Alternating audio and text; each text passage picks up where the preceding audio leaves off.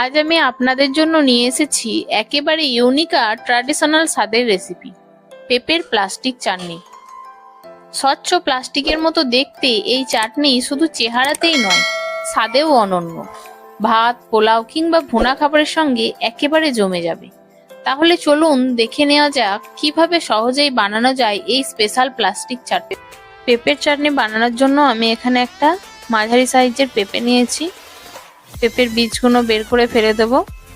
এরপর পেঁপে থেকে খোসাটা বাদ দিয়ে দেব।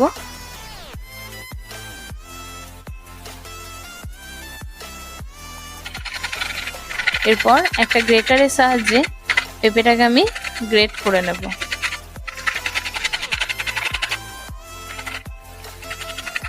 পেঁপেটা আমার গ্রেট করা হয়ে গেছে। প্রথমে আমি একটা কড়া নিয়ে নিয়েছি, এর মধ্যে অল্প সামান্য সাদা তেল দিয়ে দেব। এরপর এর মধ্যে একটা তেজপাতা দিয়ে দেব, দিয়ে গ্রেট করে রাখা পেঁপেটা দিয়ে দেব।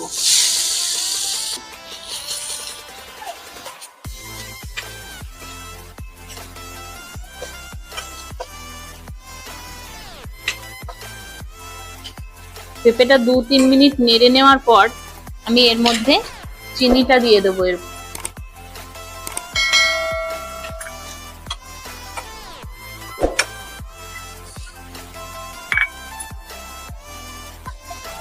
গন্ধটা সুন্দর হওয়ার জন্য আমি এখানে 2টো ছোট এলাচ থেতো করে দিয়ে দিলাম।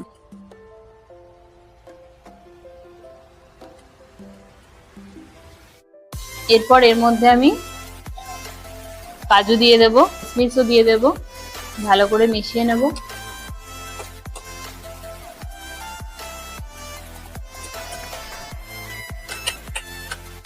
এটা হয়ে গেছে।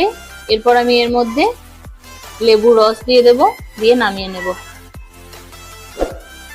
লেবু রস না থাকলে ভিনিগারও দেওয়া যেতে পারে। পেঁপের প্লাস্টিক চাটনি আমার তৈরি হয়ে গেছে। পেঁপের প্লাস্টিক চাটনি ভাতের সঙ্গে, পোলাও বা ভুনা খাবারের সঙ্গে দারুণ জমে যায়। এর স্বচ্ছ প্লাস্টিকের মতো টেক্সচার, খেতে যেমন মজা তেমনই দারুণ মিষ্টি ঝাল স্বাদ।